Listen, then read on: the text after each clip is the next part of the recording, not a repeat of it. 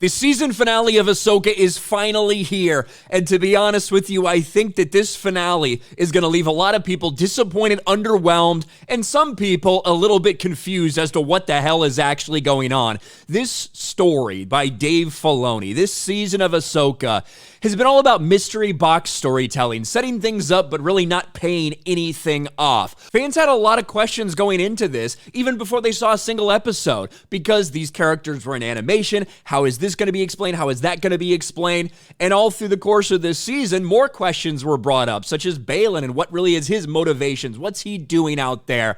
And virtually none of these questions were answered. I guess we had a cool Anakin cameo in episode 5. We had another Anakin cameo in episode 7. And, well, spoiler alert, we'll get into episode 8 here in a moment. But we might as well dive right into it. My overall view of this is a very underwhelming finale. I feel like they wanted to go with the Empire Strikes Back feeling. We knew all along that Thrawn was going to be able to come back to the galaxy. We all understood that. We all knew that that was going to happen. But what way would they set that up?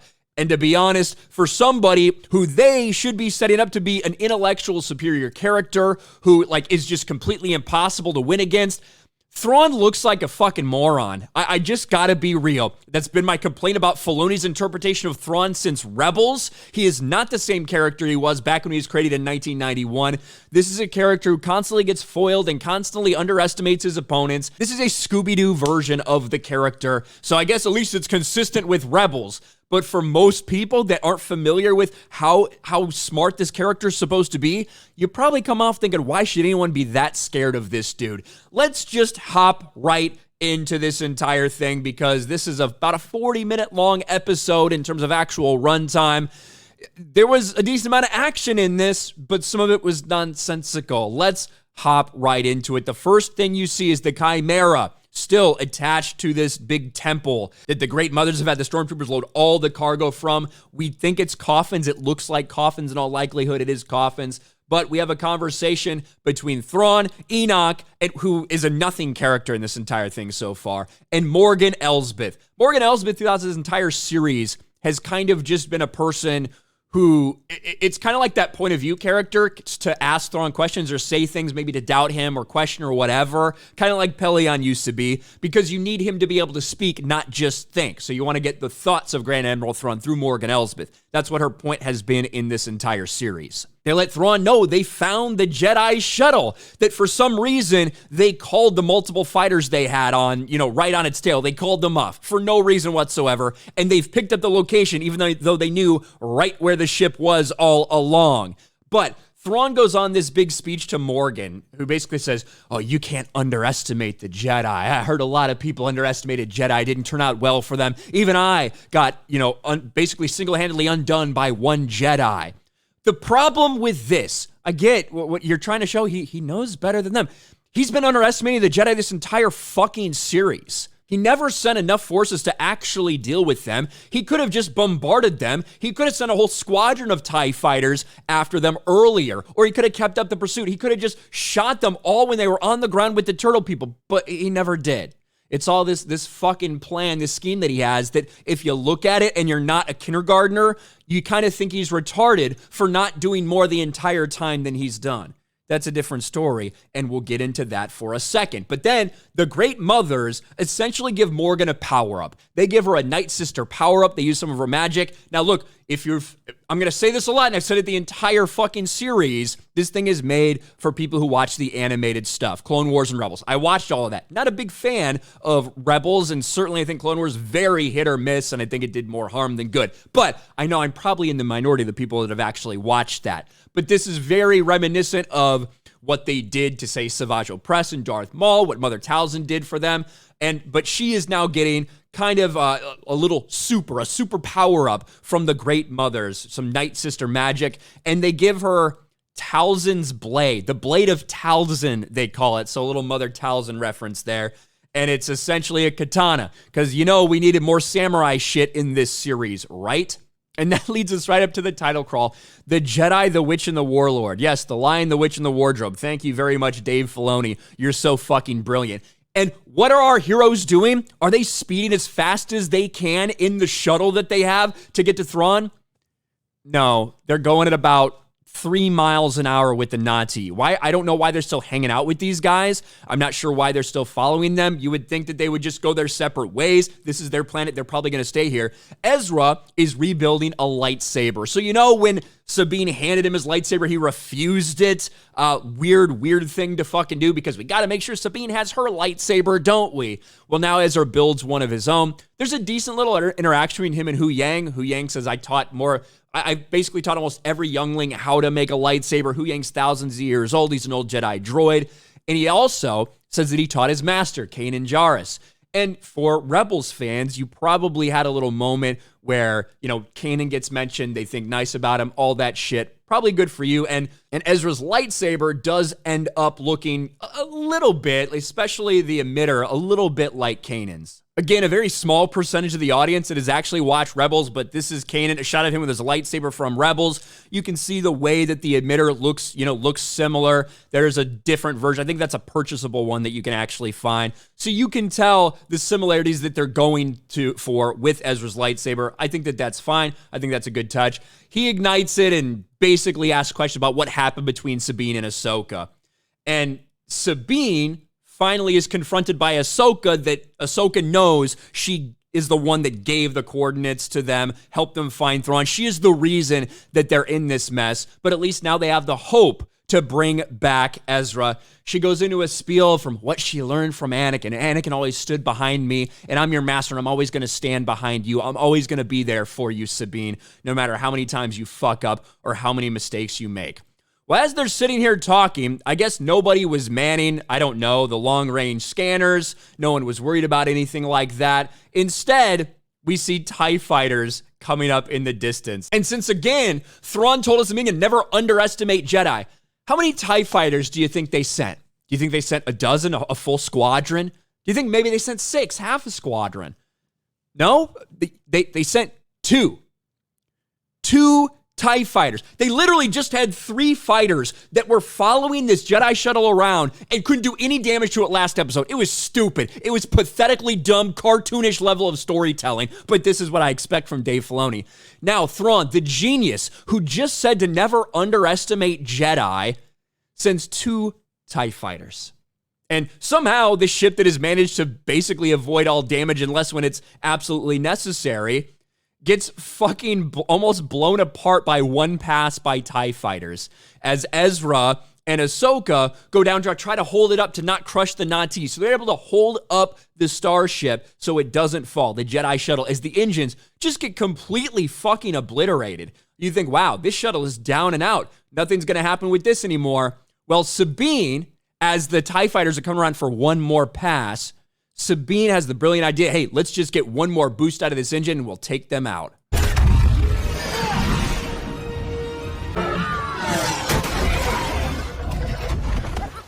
There you go. That's it for those TIE fighters, but it's also it for the Jedi shuttle. Man, crash landing, fucked up engines. This thing's probably done, right? Well, don't worry. They're going to get it fixed up. It won't take too long to get that fixed up. Of course, because that's this show. But back to Thrawn, he gets informed that the 2 TIE fighters that he sent got destroyed, and he says, hey, let me see where they're at. Now they're going to be really limited to potentially get here. It's not like there's any land-based travel that they could use to get here more quickly. Oh, wait, we already know that these fucking dogs exist on this planet. So Ahsoka and Ezra and Sabine take the dogs to try to catch up. And of course, if you thought that, I don't know, it was going to be something distinguished for Ezra, of course, you would be completely and totally wrong. The effects on this look horrible, by the way, but just for the record, Ezra, the guy who is well known for his connection to animals, is writing bitch on this dog, rat, whatever, wolf thing to Sabine. Because, of course, Sabine's in front. Very reminiscent of Daniel Craig, James Bond. That's the vibes I get from that right here. Heroic music as Ezra rides bitch. And now they realize, hey, we might have to slow down the Jedi if they are able to get here. So Thrawn asks for volunteers for some reason. Even though he's Grand Admiral Thrawn, he should be ordering 100 stormtroopers to go down there, as many as he possibly could, but instead they get about 20 that are volunteering. And you know something weird is going to fucking go on. We've all long suspected that there's been some sort of zombie thing potentially going on with some of these troopers that will play out in a little bit. You've got Hu Yang working on fixing the Jedi starship. He's going to get it done, no worries. This is a perfect representation of Disney Star Wars right here. Strong, powerful woman Sabine and Ezra riding bitch. Because of course, and they have to get to the Chimera before it takes off, because that's the whole thing. The Chimera is getting ready to take off and go back to another galaxy. They have to get there or else they're going to be stranded, and they got to try to stop Thrawn. And Thrawn sees them coming and essentially says, all right, all batteries open fire. So for a lot of those people that tried to pretend the Chimera didn't have capabilities to just go and wipe out that entire village and kill Ezra at any point in the last 10 years, you are a fucking retard. For all those people that said that in my comments section, Thrawn just didn't want to deal with Ezra, even though never underestimated Jedi. So fucking stupid, this entire thing. But they managed to get through perfectly fine, unscathed, despite dozens of turbolaser batteries against a ground-based target. No problem. They get in, and they're surrounded by the stormtroopers. They're eventually able to take them out. Ahsoka, again, at moments in this, the choreography looks miserably bad from her. Ezra, I think, looked decent in a lot of this in terms of his choreography and some of the stuff that they had him do during these fight sequences, I thought looked decent. Well, they kill everybody, but of course, we've got the Night Sisters who, the Great Mothers, start chanting and basically revive all of these troops. Now, the idea that they asked for volunteers mean these people before this, they were not dead. Now they are zombified. Very reminiscent of Death Troopers from the expanded universe. But of course, you know, they love to pull all their good ideas from the thing that they threw away, right? And they start reanimating and start attacking them again. Now, here's the thing. They have to deal with these guys for quite a while. They keep retreating and retreating. As you know, obviously an enemy that continues to get up and fight, that is a problem. You know what helps with that is when you have a lightsaber and you can cut their legs off, they can't walk at you anymore. Maybe you should have thought about that. Pretty easy way to deal with them if you were a Jedi, but that never happens. They just give them a slash, you know, and they end up standing right back up and are revived again. So they end up having to deal with them for a while. Sabine saves Ezra's life because, of course, Ezra gets overwhelmed by stormtroopers, but Sabine's been training, guys. Thrawn tells Morgan, I'm going to need more time. Because, again, the genius Thrawn, everything he does just seems to not work out very well. He's going to need more time. And, you know, tells Morgan that she understands that she's going to have to be the one to stall them. And likely, that means she is going to be left there. Now, the zombie troopers still following these guys up the stairs. A little bit of a disconnect in terms of when they first saw the zombie troopers, they were moving kind of slow. All of a sudden, they're just running after and look like normal stormtroopers. A little bit of a disconnect there. But then Sabine, Ezra, and Ahsoka are all ready to face off.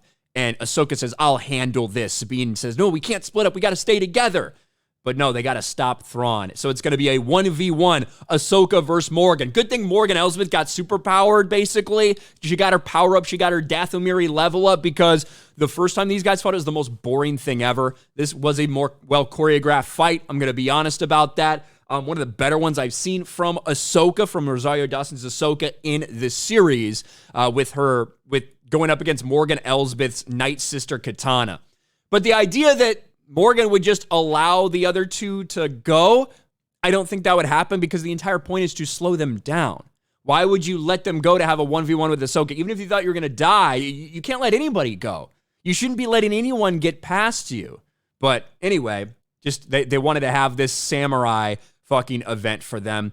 Now, Sabine and Ezra come up against what looks like undead quasi-dark troopers, I guess, quasi-death troopers, whatever you want to call these guys, upgraded levels of stormtroopers, but they are zombified. We find that out later.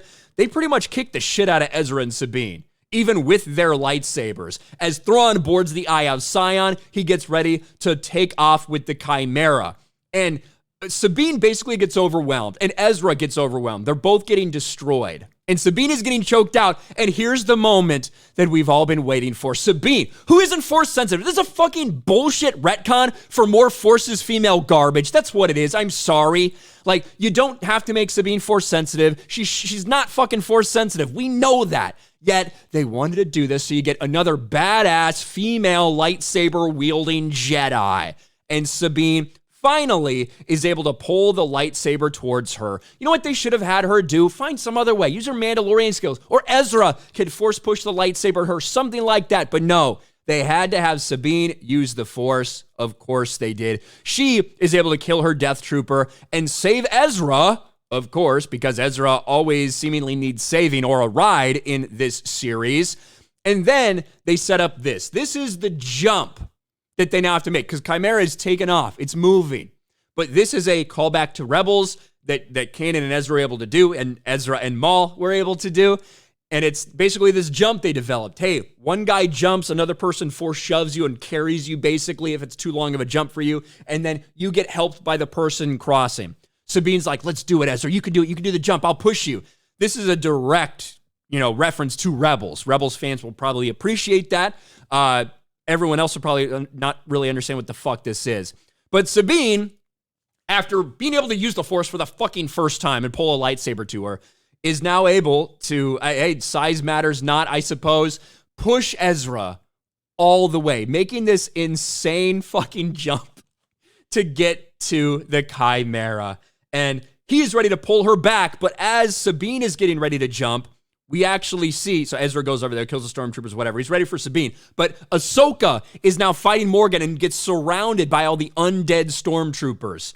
And Sabine, instead of going with Ezra, makes the decision to come back and stick with her master. And Sabine comes back, saves the day, distracts them long enough. Ahsoka's able to kill Morgan Elsbeth. They take care of a bunch of the stormtroopers. But then they decide, hey, we need to get out of here. Oh, what do you know?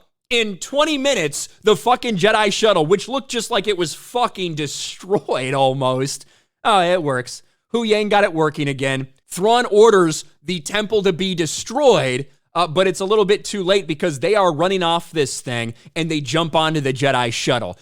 How did you not track the shuttle? You motherfuckers. You've been having eyes on the shuttle. You tracked the shuttle earlier, yet somehow, some way, you didn't notice that the shuttle was approaching. Maybe you could have directed the turbolators to shoot that. I don't know.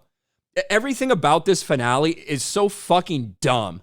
It really is. But this is what it ends up with. They do their best to catch up with the Chimera. They can't quite make it. And Thrawn gives a little monologue. Allow me to congratulate you on your efforts today. It wasn't enough. I won, but I knew that you were the Padawan of Anakin Skywalker, and maybe you're more like your master than you think. Maybe it's a good thing that a Ronin like you, actually use the word Ronin, that a Ronin like you is trapped here.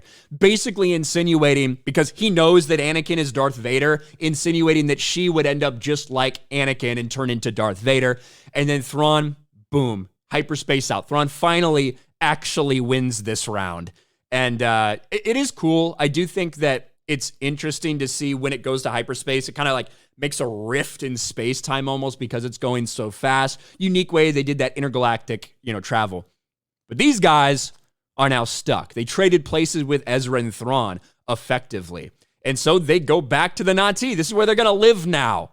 Hu Yang brings the shuttle, and they're ready for a life of peace with the Na'Ti. But there are a couple other things to wrap up, because we didn't get any Shin, any Baylan, any explanation about Ezra and Thrawn's history. We got none of that stuff in this entire episode. In the fucking finale of season 1, I should point out that there's a sequence here, right at the end. This fucking bird, all right?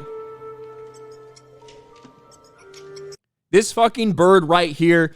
Again, if you're not a Star Wars Rebels fan, if you didn't watch the animation stuff, you probably have no fucking idea what this means. This is Morai.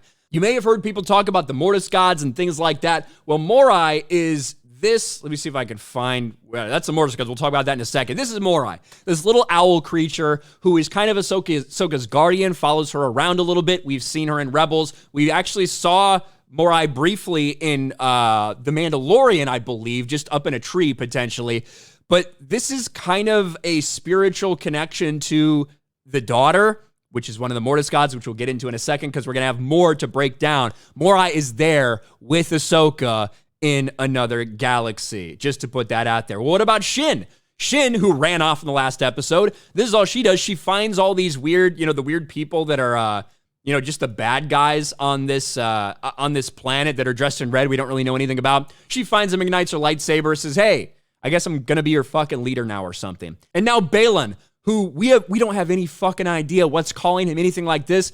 We don't get a single line from him. Obviously, this is Ray Stevenson's last appearance as the character, and who knows if they changed things because of his death, but we see him looking over on what looks like fucking Mordor or something. It looks like there's some fucking volcano in the distance. We know Dave Filoni likes his Lord of the Rings ripoffs, but he is standing right here on this big mountainous structure. This 1000% is the Mortis gods. Now, the Mortis gods, again, it's too long to explain in one thing. The Mortis gods, let's take a look at this picture right here. The Father, the Son, and the Daughter, right? The Father kept the balance of the Force. The Son is the essence of the dark side. The Daughter is the essence of the light side. The Daughter sacrificed her life essence to revive Ahsoka, basically. The Father got killed, and the Son got killed by Anakin. So all these people are dead.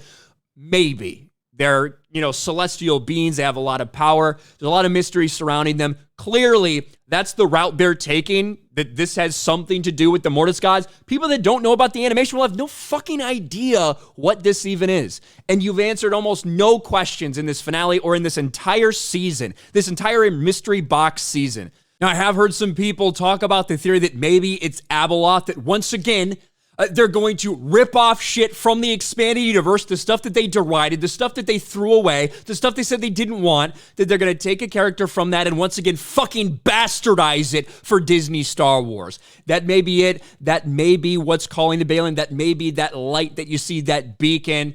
Who knows? I guess we're going to have to wait and see. It'll be great to see a bunch of people that have no fucking idea what they're talking about when it comes to Abeloth, that haven't read the books, that aren't actually fans of this shit, to talk about, oh, it's so amazing they're going to adapt this. Go fuck yourself, you cocksuckers. But you see him standing here. That clearly is the Son. That clearly is the Father. And that's the last shot we get of Balin and Ray Stevenson.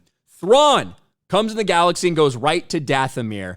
And they start getting ready to unload what looks like coffins of maybe dead Night Sisters from before that they're going to revive in some way, and maybe they'll have an army of Night Sister witches eventually.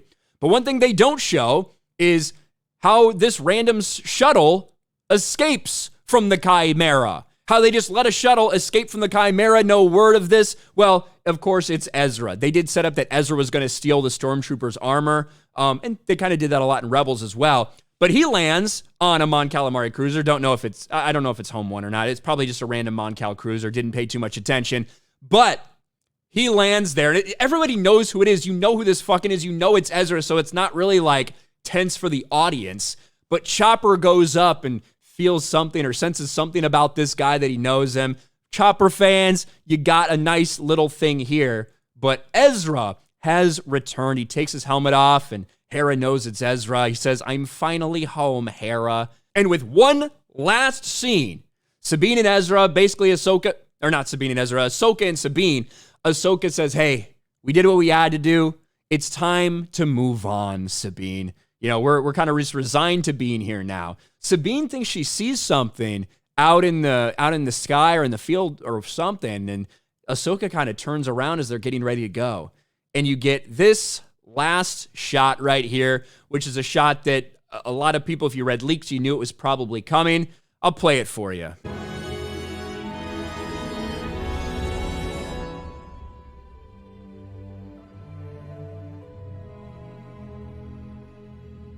Force Ghost Anakin.